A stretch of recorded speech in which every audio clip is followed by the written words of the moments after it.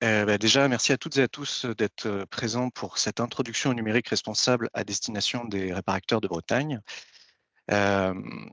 Avant de commencer, je voudrais vous présenter rapidement les quelques conseillers qui occupent le territoire. Donc, vous avez à disposition des conseillers numériques et des conseillers environnement dans chacun des départements, dont certaines sont présents aujourd'hui. Vous avez leurs informations de contact. N'hésitez pas surtout à vous rapprocher d'eux si vous avez par la suite des questions en rapport à vos problématiques liées au numérique et à l'environnement. Donc, je me présente, je suis Adrien Dodaigne, je suis l'actuel conseiller numérique du Finistère. Je serai bientôt remplacé donc, par Céline Vessier. Pour ce qui est du programme, on va aborder 3 axes principaux. Donc, une première partie pour présenter le contexte, une deuxième partie pour définir un petit peu ce qu'est le numérique responsable et voir quelles sont les actions en cours, et une troisième partie de cas pratiques et de boîte à outils, avec enfin éventuellement une partie de questions-réponses et une conclusion avec des indications sur les aides financières. Donc, on va commencer par une première partie de présentation du contexte, avec cette petite introduction et de nouveaux usages, et on terminera sur les réglementations européennes et françaises. Déjà, en fait, pour commencer, pour l'impact environnemental du numérique, aujourd'hui, en France, vous avez plus de 75 de l'impact environnemental du numérique, donc c'est-à-dire les émissions de gaz à effet de serre, la consommation d'eau, de ressources, qui est concentré sur la phase de fabrication des équipements. Donc 75 de tout toute l'empreinte carbone d'un matériel se fait durant sa phase de production. À côté de ça, vous avez, dans le même temps, 88 des Français qui changent de téléphone portable alors que leur ancien téléphone fonctionne toujours. Ah, je vais rajouter au fur et à mesure. Donc 88 des Français qui changent de téléphone portable alors que leur ancien téléphone fonctionne toujours, et vous avez entre 50 et 100 millions de téléphones qui dorment dans nos tiroirs, et ça, c'est uniquement, à l'échelle française.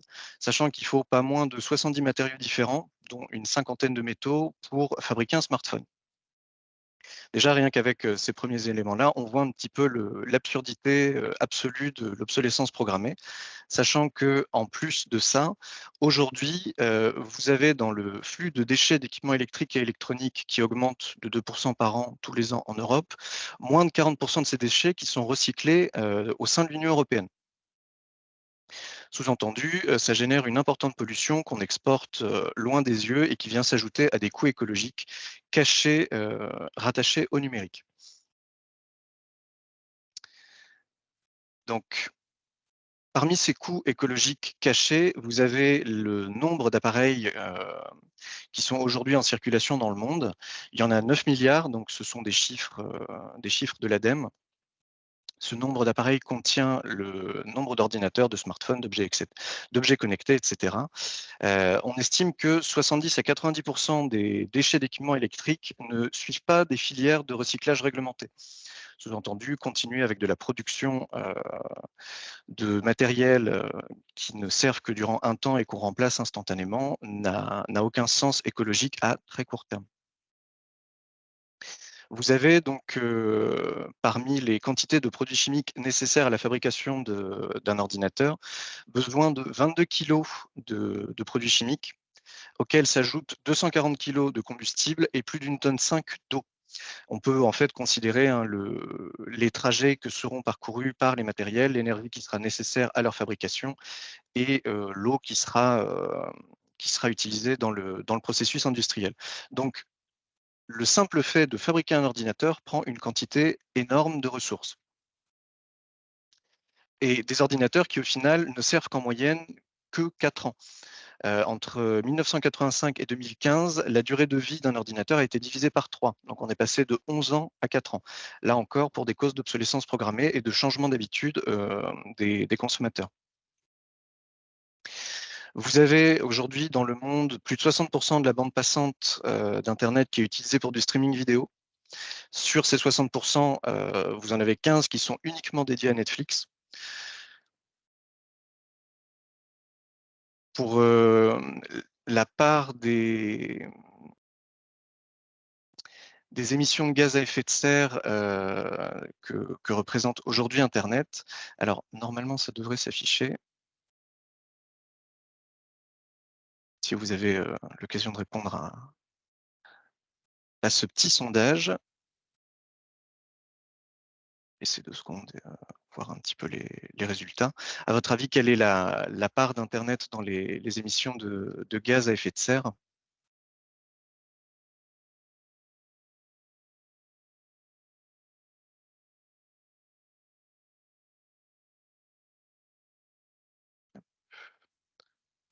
Du coup, la bonne réponse, donc des chiffres de l'ADEME qui varient un petit peu en fonction de chaque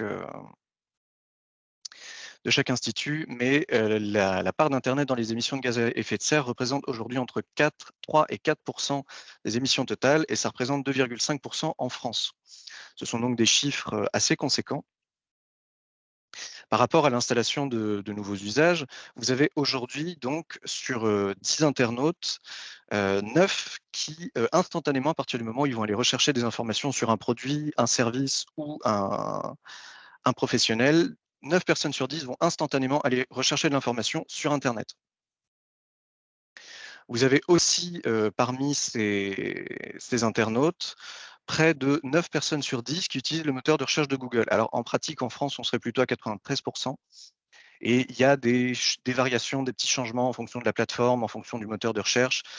Sur Safari, par exemple, vous avez, moins de personnes qui utilisent évidemment, les services de Google, dans la mesure où ce sont des services Apple. Mais en moyenne, en France, ce sont 9 personnes sur 10 qui utilisent les services de Google.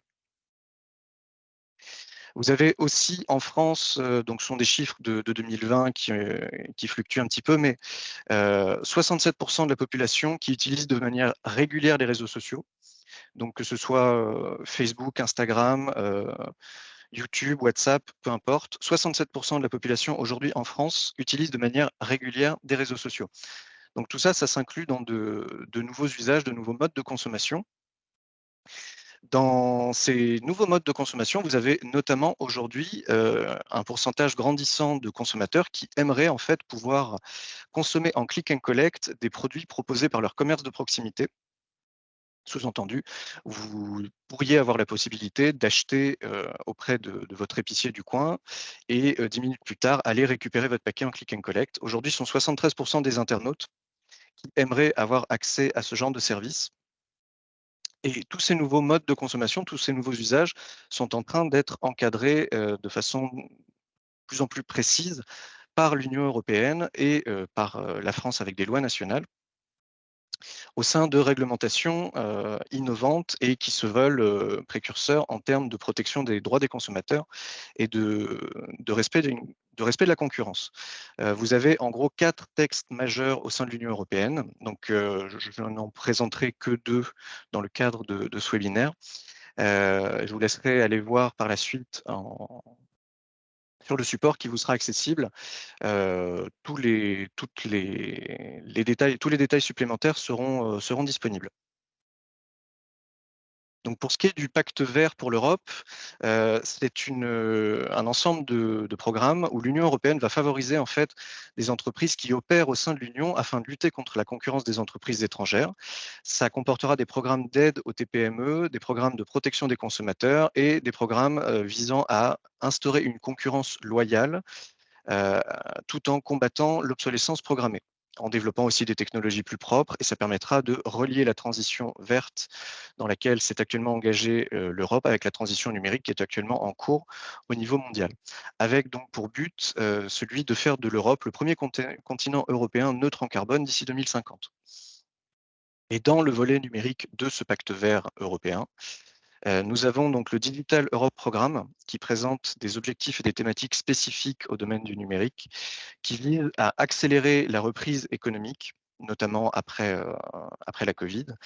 C'est un dispositif qui mettra en avant les TPME, et c'est un dispositif qui favorisera en fait des financements stratégiques pour les infrastructures numériques et la cybersécurité. Il sera possible en fait de faire des demandes de subventions si vous voulez par exemple faire des achats de matériel, de la formation, ou vous équiper en services de cybersécurité via ce type de programme. Vous avez d'ailleurs le lien pour faire directement la demande de subvention dans cette slide. Au niveau français, on a aujourd'hui donc la loi AGEC, donc une loi de réduction du gaspillage et d'économie circulaire, donc qui vise à améliorer l'information des consommateurs. Ça impose aussi des garanties de 6 mois pour les objets qui sont vendus réparés. Ça détermine l'usage du terme de reconditionné et ça impose un certain nombre d'obligations d'acquisition pour les acheteurs de l'État, les collectivités territoriales et leurs groupements, afin d'acquérir des biens issus du réemploi et ou de la réutilisation. Donc des biens reconditionnés ou qui comportent des matériels recyclés dans des proportions qui sont fixées entre 20 et 100%. Là encore, vous aurez des informations détaillées, si vous le voulez, dans le support de présentation. Et ça concerne en particulier les produits numériques. Sachant que pour le réemploi, il s'agit de toute opération par laquelle des substances, des matières ou des produits qui ne sont pas des déchets sont utilisés à nouveau pour un usage identique à celui pour lequel ils avaient été conçus. Et pour ce qui est de la réutilisation, il s'agit de toute opération par laquelle des substances, des matières ou des produits qui sont devenus des déchets sont utilisés de nouveau. Donc actuellement, en France comme au niveau européen, sont mis en œuvre des moyens afin de limiter l'obsolescence programmée, favoriser le réemploi, mettre en avant le reconditionné et de fournir un appui aux entreprises qui vont s'engager dans cette voie pour une transition verte, numérique et écologique.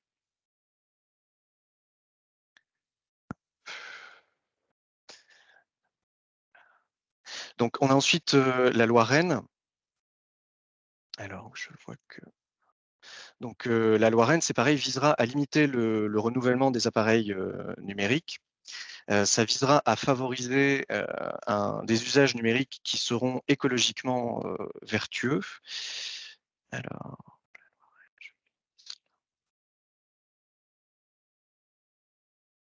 j'ai changé de slide. Tant pis, c'est pas grave. Ça visera aussi à promouvoir des data centers et des réseaux qui sont moins énergivores, notamment par le biais d'hébergeurs certifiant l'usage d'une énergie verte pour la mise en place de leurs services. Et ça visera à promouvoir une stratégie numérique responsable dans les territoires. Sachant que d'ici à 2024, l'une des mesures de cette loi sera aussi de mettre en avant des mesures d'accessibilité obligatoires à destination des sites de e-commerce. Et lorsque cette loi sera mise en place, elle forcera du coup les, les prestataires de e-commerce et les entrepreneurs qui proposent des services en e-commerce à se mettre à niveau avec les lois d'accessibilité françaises. Donc, en résumé, on a actuellement des changements durables de comportement. Dès l'instant où on voit en fait que les gens vont instantanément aller chercher de l'information sur internet, vont instantanément se tourner vers, par exemple, de la comparaison de prix, de la comparaison de services, de la lecture d'avis, avant de passer un contrat, avant de prendre contact même avec un professionnel. On a des changements qui sont profonds et qui sont là pour durer. Il est fort possible qu'on ne revienne plus en arrière de ce côté-là. Ce sont du coup des opportunités de développement qui s'offrent à destination des entrepreneurs, notamment via le développement de marchés publics. Le fait que l'État impose maintenant un certain pourcentage de rachat de matériel reconditionné pour les collectivités territoriales, par exemple, ce sont des opportunités de business pour des entreprises qui font et qui proposent du reconditionné. Et on observe aussi du coup un encadrement plus strict des pratiques numériques pour la protection du consommateur et la protection des TPME. Ce sont aussi de nouveaux réflexes de vente à adopter du coup en fonction de votre activité afin d'utiliser des outils numériques, qu'ils vous soient propres ou que vous passiez par des plateformes. L'idée en définitive, c'est de respecter l'environnement, de changer de mode de consommation et de vous orienter vers des modèles plus respectueux et plus économes, tout en mettant en avant le droit à l'information des consommateurs et à la protection de leur vie privée. Sachant qu'il faudra encadrer des pratiques liées à la prospection commerciale via les outils numériques, autant pour les grandes plateformes que pour les TPME. Je vous propose du coup, si vous voulez un autre petit sondage auquel je vous encourage à répondre. Hem Et donc, on va passer à la deuxième partie de cette présentation où on abordera donc les concepts du numérique responsable, ses enjeux, mais aussi des principes clés et on terminera en vous présentant le label du numérique responsable. Donc aujourd'hui, numérique responsable, c'est une démarche d'amélioration continue qui vise à améliorer l'empreinte écologique et sociale du numérique. C'est une définition donc, du site écoresponsablenumérique.gov qui fournit 4 principaux objectifs à la démarche. Les objectifs sont les suivants.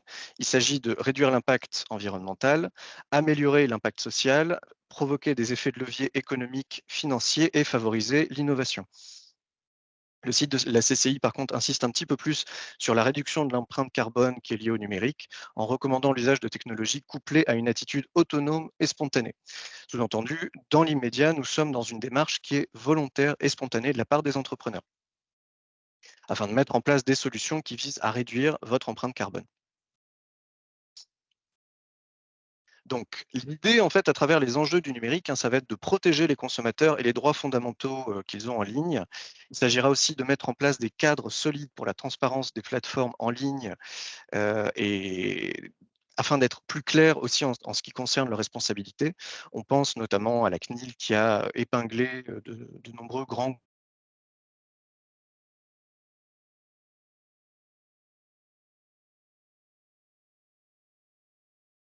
enjeux. Il s'agirait aussi de favoriser l'innovation, la croissance et la compétitivité au sein du marché unique européen. Et donc, on voit que ça passe par, de la promotion de bonnes pratiques, autant au niveau des économies d'énergie, d'accessibilité, de concurrence. Ça passe par de l'économie du réemploi et de la rationalisation de moyens qui sont déjà présents. Il s'agit de favoriser des acteurs économiques territoriaux et il s'agit de mutualiser et de fédérer autour de thèmes centraux. C'est pareil, je vous remets un petit sondage, sur ce thème-là pour voir un petit peu dans quel ordre ces sujets vous intéressent le plus. Et en gros, on voit très clairement qu'il y a, tout un enjeu de fond de défense de la souveraineté numérique de l'Union européenne, sur lequel je n'insisterai pas beaucoup plus que ça, mais qui est pourtant extrêmement présent et qui influera en fait sur tout ce qui va se dérouler par la suite. Pour rappel sur les géants, du numérique, aujourd'hui, vous avez donc 2 grands groupes, les GAFAM et les BATX. Les GAFAM donc qui sont composés d'entreprises états-uniennes avec IBM, Google, Amazon, Facebook et Microsoft, et les BATX qui sont les géants chinois du numérique avec Baidu, Alibaba, Tencent et Xiaomi. Aujourd'hui, les plateformes numériques qui ont atteint une échelle mondiale européenne représentent moins de 4% des géants du numérique, des plateformes liées au numérique. Donc on voit qu'il y a tout un enjeu de souveraineté des États au sein du marché unique pour faire face à la concurrence de puissances étrangères.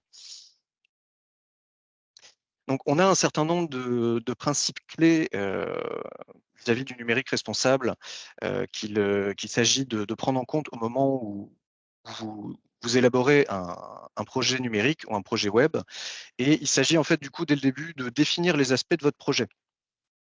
Donc, il s'agit de définir l'aspect du respect de la vie privée, notamment à travers le RGPD, de l'aspect de la cybersécurité, de l'aspect de l'éco-conception web et de l'aspect de l'accessibilité web. Ces 4 points forment les orientations principales d'un projet numérique responsable.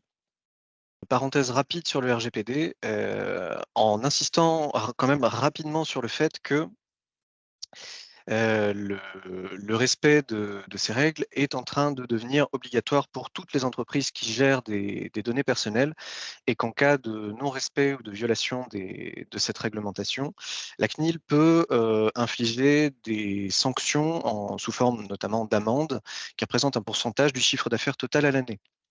N'hésitez pas, pour plus d'informations, de vous rapprocher de vos conseillers numériques afin de vous mettre à niveau de ce côté-là.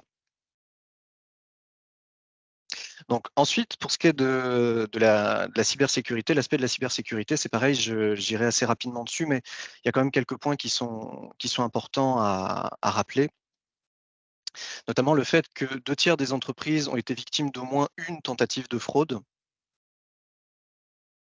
que sur ces 2 tiers, vous aviez 43% des cyberattaques qui ont ciblé des TPE et que sur ces entreprises, 60% ont fait faillite durant l'année qui a suivi la cyberattaque. Les TPME sont typiquement une cible facile pour des cyberattaques et en général, quand ça arrive, si on n'y est pas préparé, on ne s'en relève pas. Il suffit qu'on vous confisque, par exemple, l'accès à votre outil de contact avec les clients, à votre CRM. On vous demande une rançon, si vous la payez, malheureusement, il est peu probable qu'on vous rende la main par la suite et vous allez par la suite enchaîner et vraiment avoir de gros problèmes, au niveau de la gestion de votre entreprise. Pour éviter ça, on a en gros trois grands principes qui sont l'identification des données stratégiques, l'évaluation des menaces et des vulnérabilités et l'anticipation avec des protections adaptées. Heu Là encore, hein, ça passe par, un choix d'antivirus, un anti-spam, un pare-feu, le choix d'un VPN, des mots de passe robustes. Il s'agit aussi du coup ensuite de mettre en place une stratégie de sauvegarde des données et d'anticiper, par la préparation de plans de continuité d'activité, de reprise d'activité, afin que si jamais vous soyez victime un jour d'une cyberattaque, vous ne vous retrouviez pas complètement paralysé pendant plusieurs jours, voire plusieurs semaines. C'est ça, en fait, qui provoque, de façon quasi systématique la faillite des entreprises dans l'année qui suit la cyberattaque. Donc, pour terminer un petit peu sur cette rapide parenthèse de sensibilisation à la cybersécurité, l'humain sera systématiquement, toujours, voire systématiquement la faille majeure. Sachant que si vous négligez votre cybersécurité, vous vous exposez, mais vous exposez aussi vos clients. Et votre, responsabilité, du coup, implique de prendre des mesures, en termes d'éco-conception de vos outils numériques afin de ne pas, enfin d'améliorer la sécurité de vos sites internet. Alors j'en ai passé une, c'est donc déjà, avant de rentrer dans le détail de ce qu'est l'éco-conception, on pourrait se demander, pourquoi éco-concevoir? Il est important de définir une démarche avant de se lancer, sachant que chaque action web a une empreinte carbone. Il n'est pas suffisant de dire qu'on est absent de TikTok, par exemple, par, responsabilité écologique. Il faut quelque chose de concret derrière ça. Ce sera le but de l'éco-conception. Sachant aussi que dématérialiser, c'est bien, mais il faut faire attention à de fausses solutions.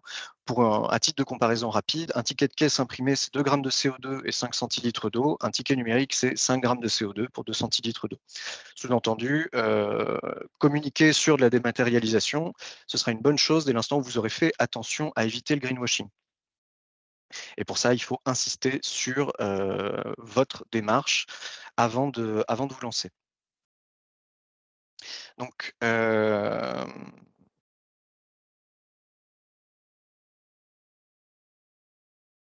j'ai une slide qui est passée. Donc pour quelques petits principes d'éco-conception, une ampoule allumée consomme en moyenne, autant que, l'envoi d'une pièce jointe. Donc une ampoule allumée pendant 1 heure, ça consomme autant que l'envoi d'une pièce jointe. Pareil, sur, ce à quoi correspondent les emails d'une entreprise de 100 salariés sur 1 an, on pourrait considérer que ça représente 13,6 tonnes de CO2, soit l'équivalent de 14 allers-retours Paris-New York. Aujourd'hui, vous avez des sites web qui consomment en permanence, qui sont hébergés H24 et 7 jours sur 7. De 2010 à 2020, le poids moyen d'un site web a augmenté d'environ 335 sachant que des sites plus lourds sont également plus énergivores. Donc, l'éco-conception, c'est la prise en compte de critères environnementaux dans la phase de conception d'un produit, selon de Larousse. Il s'agit de favoriser des limitations d'impact et d'optimiser. C'est en gros une démarche qui consiste à limiter l'impact d'un site Internet en optimisant chaque étape de son cycle de vie. Ça permet de concevoir des sites qui sont moins énergivores, donc plus respectueux de l'environnement, sans pour autant avoir à négliger les performances. L'idée dans l'absolu, c'est de faire autant avec moins. Donc, dans les étapes de cette démarche, il y a 3 points principaux à prendre en compte. Ces points sont l'évaluation, l'amélioration et la communication. L'évaluation, il s'agit de connaître les impacts environnementaux de vos produits et de vos services. L'amélioration, ça va être de mettre en place une démarche et des solutions techniques afin de développer votre produit ou votre service éco-conçu. Et communiquer, enfin, il va s'agir de valoriser sur le marché la plus-value environnementale de vos produits et de vos services. En termes d'éco-conception, pour votre site web notamment, on a 3 points essentiels qui sont à prendre en compte. Il s'agit de ne pas retenir les fonctionnalités considérées comme non essentielles. Il s'agit aussi de quantifier précisément le besoin et supprimer les fonctionnalités non utilisées. On voit très souvent des prestataires qui vont vous vendre des sites clés en main, vous rajouter des fonctionnalités diverses et variées. Est-ce que vous en avez réellement besoin? Il s'agit du coup de savoir si c'est le cas ou pas.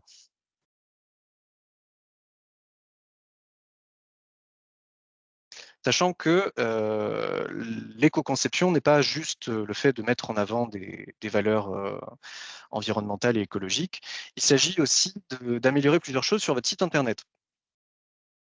Il s'agit d'améliorer l'accessibilité, l'expérience utilisateur et le référencement naturel. La vitesse d'affichage et l'expérience utilisateur, par exemple, sont directement liées. Pour garder un utilisateur sur votre site, il faut lui offrir la meilleure expérience utilisateur possible. Un site web qui est trop lent, par exemple, va générer de la frustration, de l'impatience et de l'insatisfaction chez les utilisateurs. Aujourd'hui, 3 secondes, c'est le temps d'attention moyen qu'a un internaute lorsqu'il cherche quelque chose. Si un internaute arrive sur votre site internet et que votre site rame parce que vous avez mis des photos en 4K directement sur votre page d'accueil, par exemple, l'utilisateur va avoir tendance à, au bout de 3 secondes, fermer votre site internet et passer chez le concurrent. Et vous, de votre côté, en plus, vous allez générer des surcoûts qui ne sont pas nécessaires. Sur Internet, du coup, on est vraiment habitué à ce que tout soit instantané. Les internautes n'ont plus de patience. Donc, plus votre page met de temps à charger, plus le risque que l'utilisateur quitte votre site est élevé. L'idée, c'est que comme un site éco-conçu est moins lourd, les pages se chargent plus rapidement et les utilisateurs n'ont pas à attendre pour consulter votre contenu. Donc, sur l'accessibilité, un site qui est éco-conçu permet de se concentrer sur l'essentiel, d'afficher moins d'informations et de simplifier la navigation. En se concentrant sur le besoin de l'utilisateur, on va à l'essentiel. Ça va simplifier la navigation sur le site. Il y aura moins d'informations, donc l'internaute va arriver à mieux se repérer, en se repérant plus facilement, et il trouvera ce qui l'intéresse plus vite. Ça permet du coup d'améliorer l'expérience utilisateur. Un site éco-conçu qui améliore l'expérience utilisateur permet d'améliorer le taux d'engagement. Ça améliore la vitesse de chargement et ça permet aussi d'optimiser la navigation. Là encore, ça permet à l'utilisateur de trouver rapidement ce qu'il cherche, de passer moins de temps sur votre site, de générer moins d'empreinte carbone et de favoriser en fait vos chances de vendre vos produits et vos services.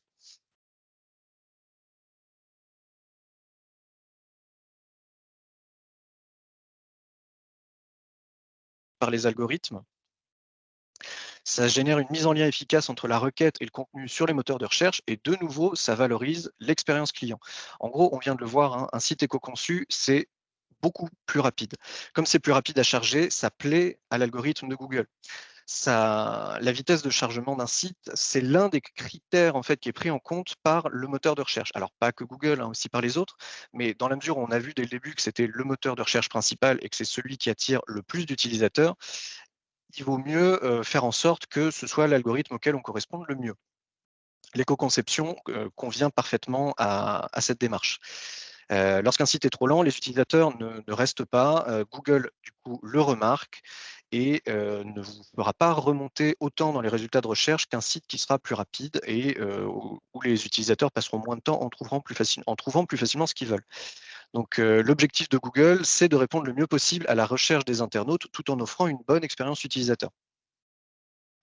Et bon, pour vous présenter rapidement, les principes clés de la valorisation de l'expérience client, vous avez donc cette petite image qui résume parfaitement de quoi traite la valorisation de l'expérience client. Donc, il s'agit de faire attention à la visibilité, votre visibilité, la perception, l'aspect technique de votre site internet, le contenu et les services que vous proposez. Là encore, si vous voulez, par la suite approfondir le sujet, n'hésitez pas, à vous reporter au support de cette présentation. Cette, valorisation de l'expérience client est directement liée à un autre point très important qui, du coup, sera, rendu obligatoire pour les sites de e-commerce à partir de 2024. Et ce point-là, c'est l'importance de l'accessibilité. On y pense encore aujourd'hui peu, mais aujourd'hui, vous avez 1 milliard de personnes donc qui souffrent d'un handicap qui affecte leur capacité à, à naviguer sur un site web. Vous avez par exemple 285 millions de personnes qui sont aveugles, un homme sur 12 qui est daltonien, une personne sur 10 qui est dyslexique et 700 millions de personnes qui sont âgées de plus de 65 ans. Concrètement, 80% de ces handicaps sont invisibles. Et ça provoque, une exclusion digitale qui, est tout à fait réelle, sachant que 80 des nouveaux sites web ne sont pas accessibles au public qui ont été mentionnés, dans la slide précédente. Vous avez 2 sites de e-commerce sur 3 qui ne sont pas accessibles. Et vous avez aujourd'hui 70% des sites web du service public qui, de même, ne sont pas accessibles. Donc, on voit rapidement le problème, hein. Si vous avez un site de e-commerce et que votre site n'est pas accessible, vous fermez la porte à tout un public qui ne pourra pas, en fait, naviguer sur votre site.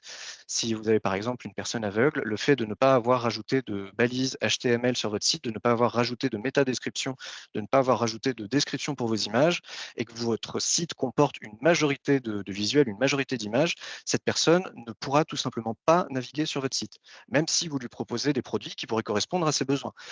Dans l'absolu, il sera impossible pour elle d'avoir accès à vos services. Donc en résumé, hein, c'est assez simple, hein, c'est une base du marketing, mais qu'il est important de rappeler au vu des chiffres précédents. Mettez-vous à la place de vos clients.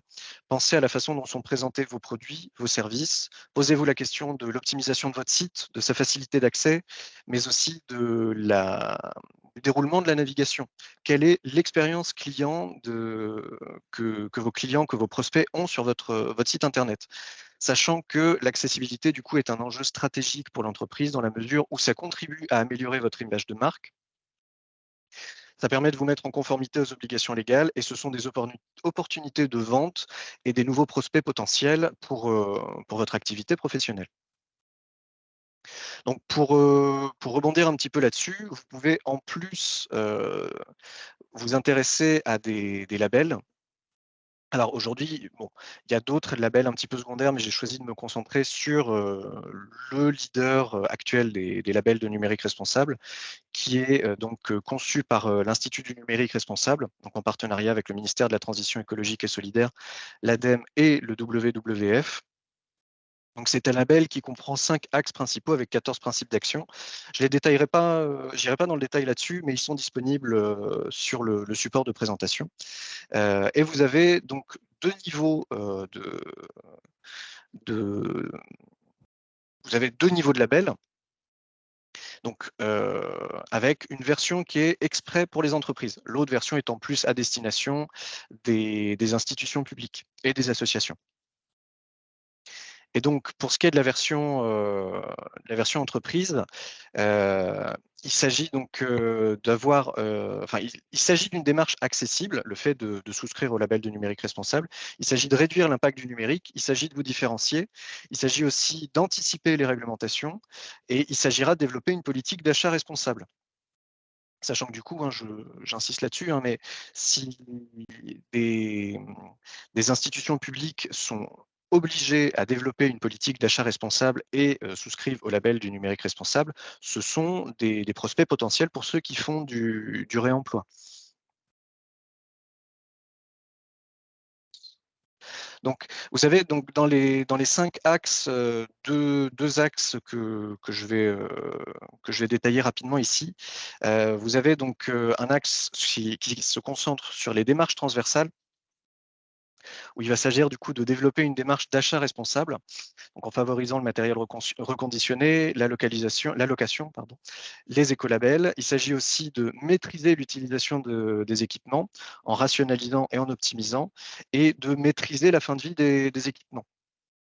Au sein d'une entreprise, par exemple, il va s'agir de réaffecter du matériel qui arrive en fin de vie ou reconditionner du matériel afin de l'inclure au sein de votre entreprise et mettre en place aussi des politiques de tri.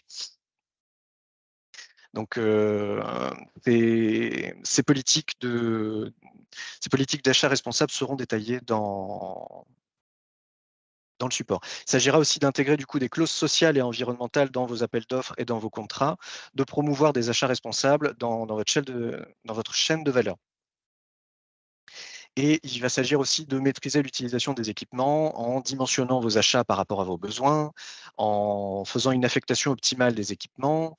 Il ne sert par exemple à rien pour faire de la bureautique d'investir dans du matériel avec des cartes graphiques extrêmement consommatrices d'énergie. Ce ne sera pas nécessaire. Il s'agit de faire correspondre vos besoins à votre matériel. Et il s'agit aussi de développer toute une stratégie de réparation en interne et en externe de vos équipements. Donc pour le deuxième axe de ces labels, donc qui concentre des démarches centrées sur les usages, il va s'agir donc de développer une politique de numérique responsable de votre poste de travail.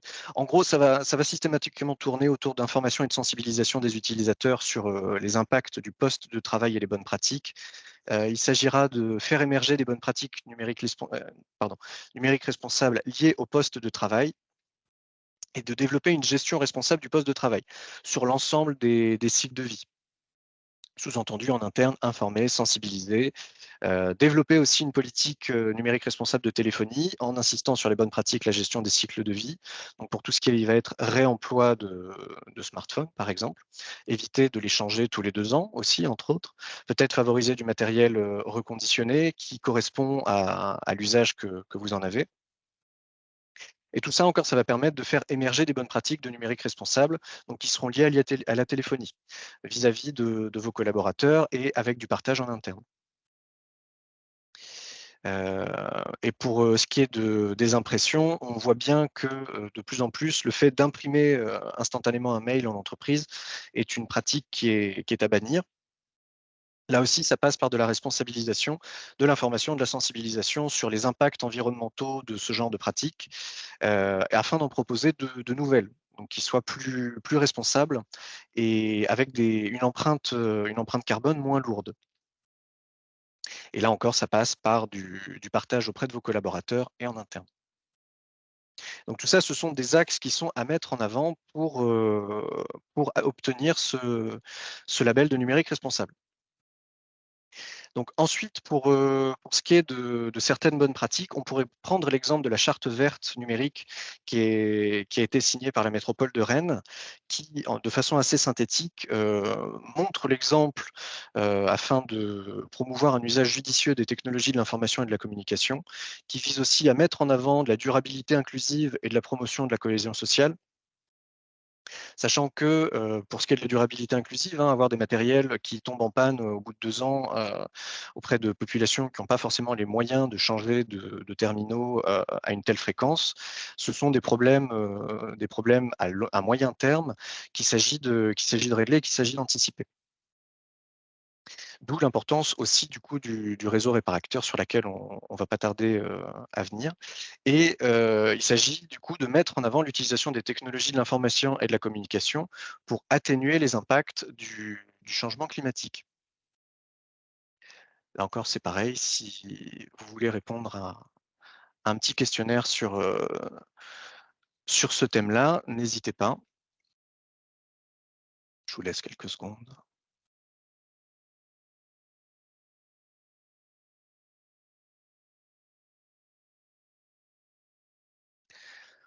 Donc pour aborder un petit peu la dernière partie donc,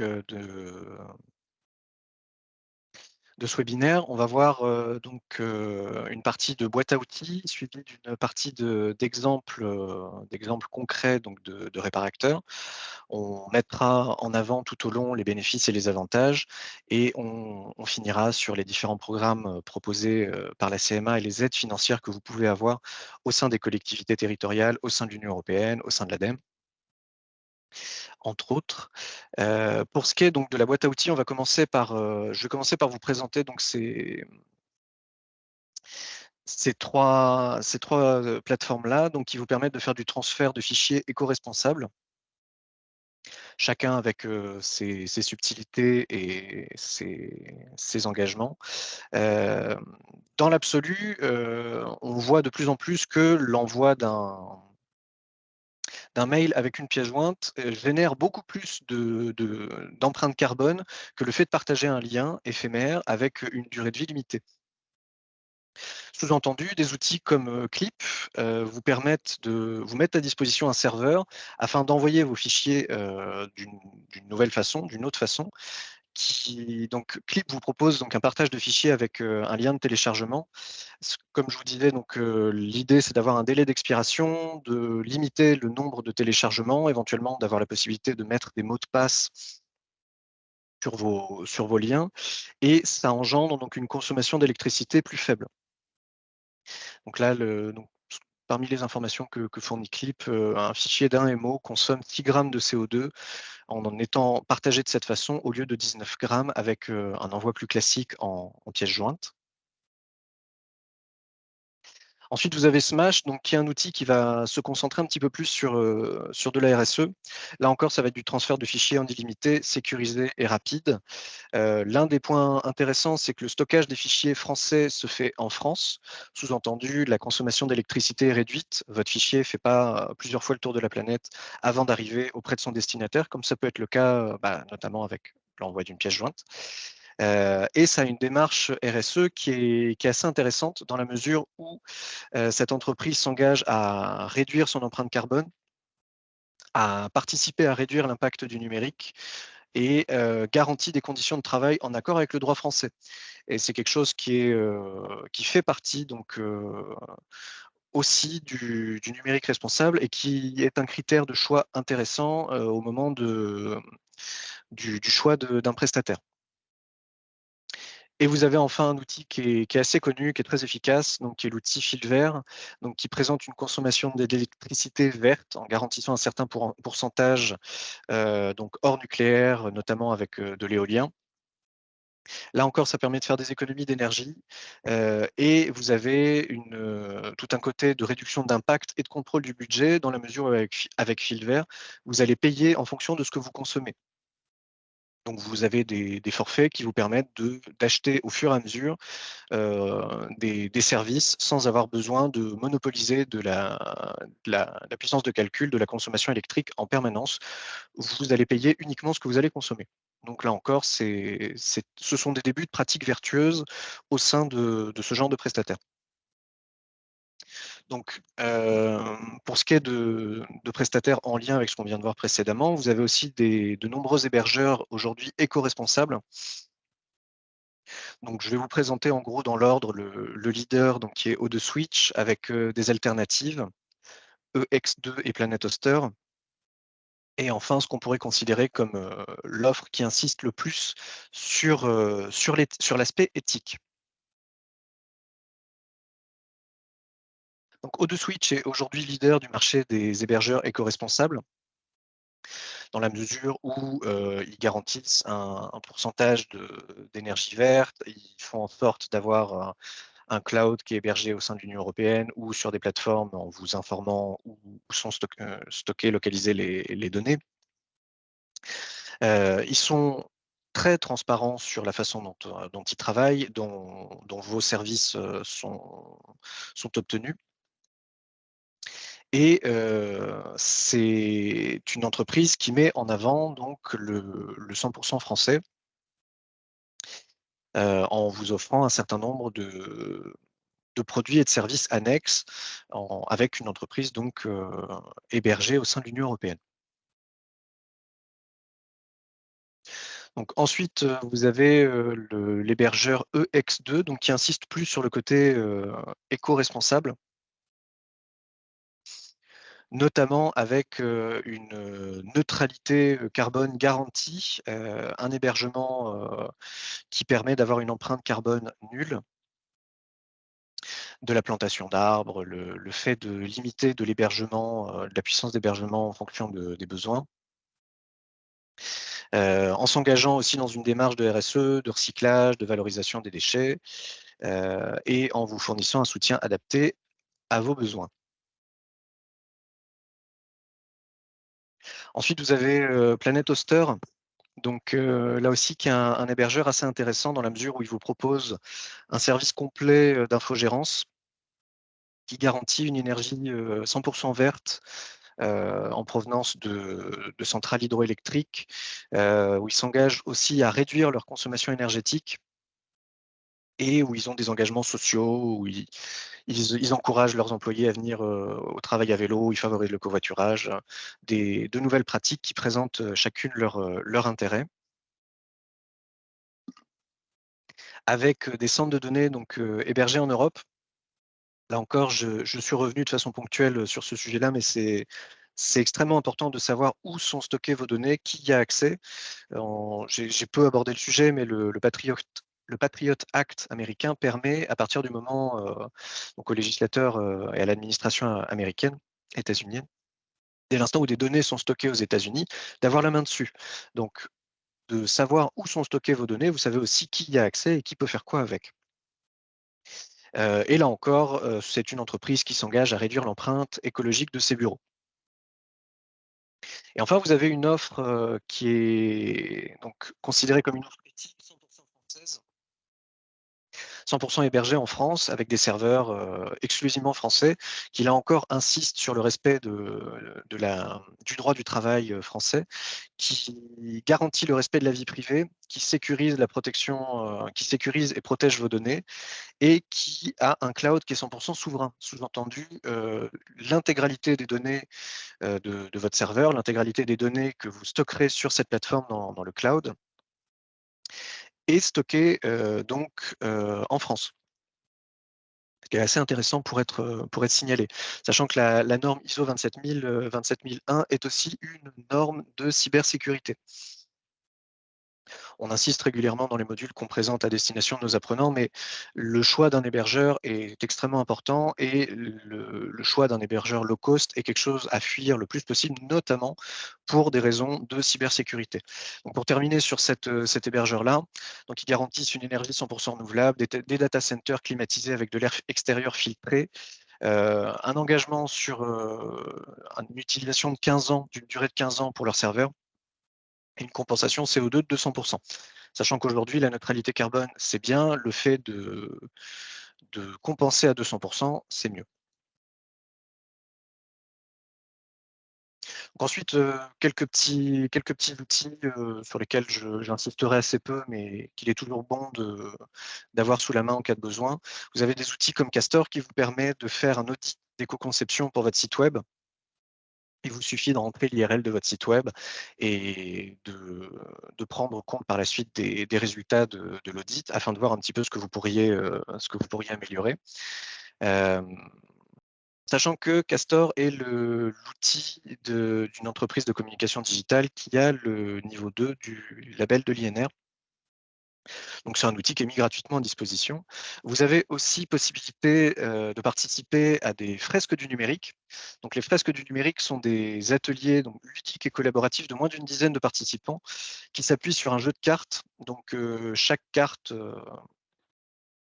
va représenter un élément de la transition numérique, que ce soit de l'extraction de ressources, que ce soit des data centers, que ce soit de l'usage de smartphones avec, au dos des petites informations.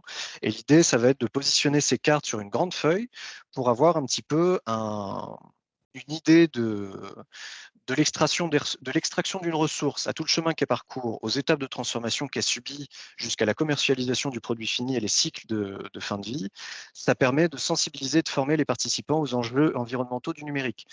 Vous repartez en fait d'un atelier de ce type avec une vision globale de qu'est-ce qui est en train de se passer, comment c'est en train de se passer, pourquoi c'est en train de se passer et que faire afin d'améliorer un petit peu les choses chacun à notre niveau. Ça vise aussi à expliquer donc les grandes lignes d'action qui sont à mettre en place pour évoluer vers un numérique plus soutenable. Et ça ouvre des discussions entre les participants sur le sujet. Sont en général des ateliers ludiques d'une demi-journée avec une pédagogie similaire à celle des fresques du climat, pour ceux qui auraient éventuellement eu l'occasion d'en faire. C'est aussi un outil de team building qui permet, lorsque vous faites partie d'une entreprise d'un certain nombre de salariés, hein, mais ça permet de rassembler les différents salariés de l'entreprise afin d'apprendre tous ensemble et c'est destiné à être réalisé en présentiel, bien que des formats en distanciel soient envisageables. Et donc ça permet de mettre en avant donc de la compréhension, de la créativité, donc dans les 2 premières phases, avec ensuite une phase de restitution, de partage avec les différents participants Et une dernière partie, donc, qui est une phase d'action où vous repartez avec des idées et des exemples pratiques pour mettre en œuvre donc là encore un numérique plus soutenable. Donc pour ce qui est de la sensibilisation, il est aussi possible de développer des éco-gestes. Là, j'ai choisi de vous présenter l'exemple du Digital Cyber Cleanup Day, donc, qui cette année a rassemblé plus de 500 000 personnes, où l'idée en fait, c'est une journée mondiale de suppression des fichiers inutiles et de collecte de matériel informatique. En mars 2022, vous aviez déjà eu plus de 430 000 personnes qui avaient été sensibilisées au numérique responsable. Vous aviez déjà eu à ce moment-là près de 2000 téras de données effacées et 5500 kilos d'équipements électriques recyclés. Et on voit que cette année, là encore, ça a bien marché. Vous avez plus de gens qui ont été touchés, encore plus de données qui ont été supprimées, 25 000 appareils numériques qui ont été réemployés et 30,7 tonnes de déchets d'équipements électriques et électroniques qui ont été collectés. Donc, ce sont des événements qui sont de plus en plus suivis, de plus en plus importants et auxquels il peut être intéressant de s'associer afin d'être par la suite plus visible auprès de prospects potentiels. Donc enfin, pour revenir un tout petit peu sur la partie d'accessibilité, euh, pour ce qui est des bonnes pratiques, hein, il s'agira donc de faire attention à votre police et au contraste que vous utiliserez sur votre site internet ou sur vos communications aussi sur les réseaux sociaux. L'idée, c'est d'avoir une police qui soit accessible et compréhensible. On voit bien, par exemple, que sur cette police, c'est beaucoup plus lisible que sur celle-là. Et vous voyez régulièrement des entreprises qui vont choisir en fait des polices un peu stylisées afin de donner un effet. Si c'est trop stylisé, en fait, tout simplement, vous avez toute une part de prospects qui ne pourra pas vous lire. Donc, votre site ne sera pas accessible et donc vous ne serez pas en accord avec la loi qui entrera en application, la loi REEN qui entrera en application en 2024. C'est donc important de prendre ça en compte dès maintenant. Il est aussi important d'utiliser des polices qui soient recommandées et du contraste qui soit suffisant. Sachant que, en gros, on pourrait présenter deux règles principales qui soient de ne pas uniquement communiquer avec de la couleur et de faire attention à vos contrastes. Là encore, vous aurez des petits outils disponibles à destination dans le support de cette présentation. Un autre petit outil de diagnostic d'accessibilité web, vous avez donc sur le site de Coena la possibilité d'avoir accès à un petit diagnostic comme pour Castor, qui évaluera en fait l'accessibilité de votre site web en vous proposant des moyens d'action afin d'être un peu plus en conformité donc, avec la loi qui va être bientôt en application, mais aussi tout simplement en fait avec les besoins de vos internautes et afin de gagner en visibilité et d'améliorer votre image de marque. Encore un autre petit outil, donc là, ce ne sera pas directement du diagnostic, mais on va dire que c'est une checklist donc, pour correspondre aux standards de qualité web. Je vous ai mis donc la checklist de référence d'Upcast. Alors, c'est extrêmement complet, ce sont 240 points pour en gros correspondre à une qualité web optimale. Il est intéressant d'aller y jeter un œil et de voir un petit peu ce qui vous est proposé. Dans les premiers points sont les points les plus couramment mis en avant. Il est toujours utile en fait de s'appuyer sur ce genre de liste afin progressivement d'améliorer la qualité de votre site web. Sachant que là encore, j'insiste, ça améliorera votre visibilité, ça améliorera votre référencement, ça améliorera en fait la façon dont vos prospects vous percevront. Donc pour vous présenter maintenant quelques cas concrets de réparateurs, donc on a choisi une petite liste d'artisans donc, qui font de la réparation et du reconditionnement de matériel informatique. Donc en premier, donc, vous avez l'entreprise Foner qui avait commencé en 2019, qui actuellement a trois boutiques en Bretagne. Donc là encore, l'idée, c'est de mettre en avant du matériel reconditionné. Ires, là aussi, permet de faire de la réparation et de la mise en place de domotique. Vous avez d'autres entreprises comme, Wizitech, donc sur Quimper, qui là encore proposent toute une gamme de produits reconditionnés avec des services de réparation. Hem,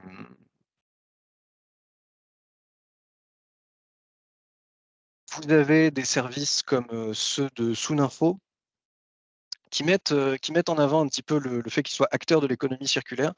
Petite chose sur laquelle je reviendrai avant, mais à partir du moment où vous vous lancez, dans une démarche de numérique responsable, bah, il est intéressant de communiquer autour de ça. Il est intéressant de le mentionner. Heu, Par exemple, des entreprises comme Phoner et Wizitech ne le mettent dans l'immédiat pas encore beaucoup en avant, alors que typiquement, eux aussi sont acteurs de l'économie circulaire. Vous avez encore des entreprises comme, Bread Microservices. Donc là, c'est pareil, hein, avec, de la présentation de services, réparation d'appareils, vente de matériel reconditionné. Ce sont des services qui vont avoir de plus en plus de clients normalement avec le temps et avec les lois qui vont entrer bientôt en application. Ça ne sera que favorisé. Donc on a aussi des réparateurs donc qui proposent de la maintenance, de la réparation, de la vente.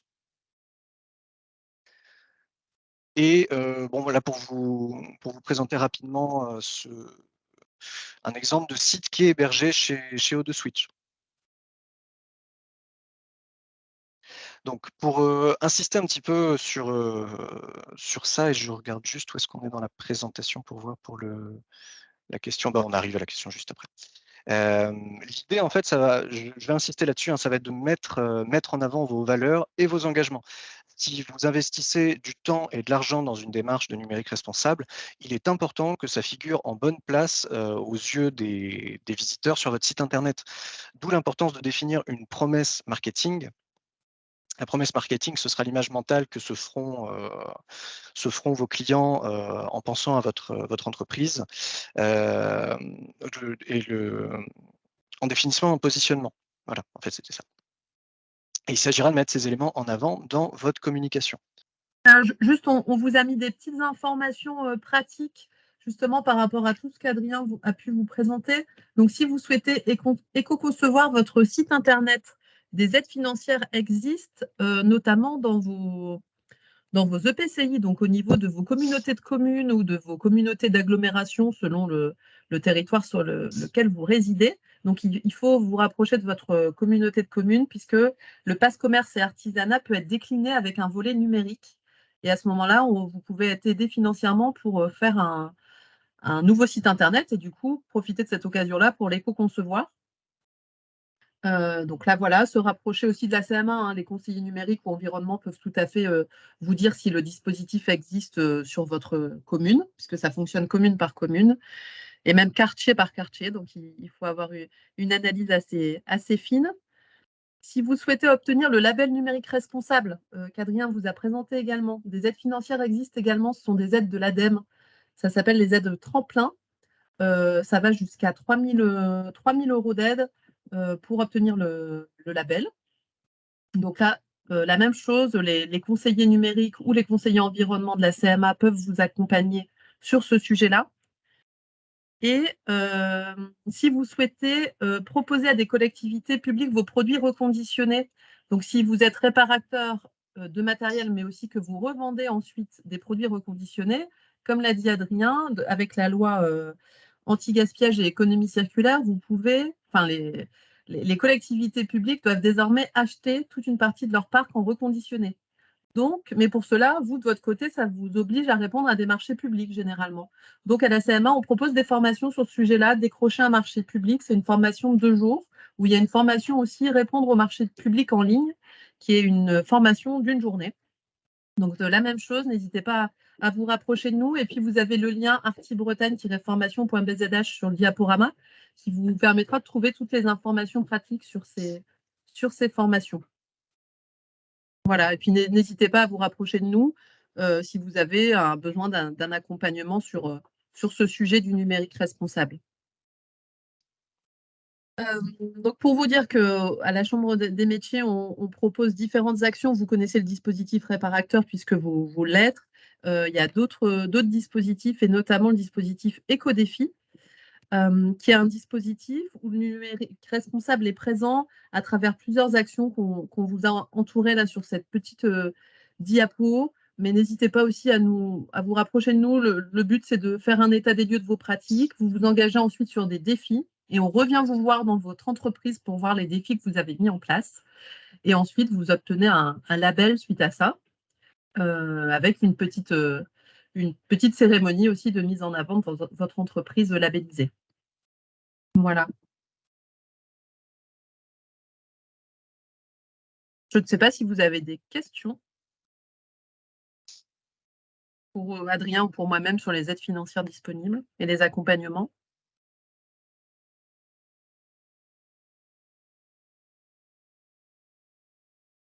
Alors, je ne sais plus si on avait la partie, si c'était présenté dans la partie des aides, hein, mais l'ADEME, effectivement, propose des aides à l'éco-conception de sites web. Donc, vous pouvez tout à fait vous rapprocher de vos chargés environnementaux à la CMA pour monter les dossiers via ça. Je ne sais plus si on l'avait. Tout à fait.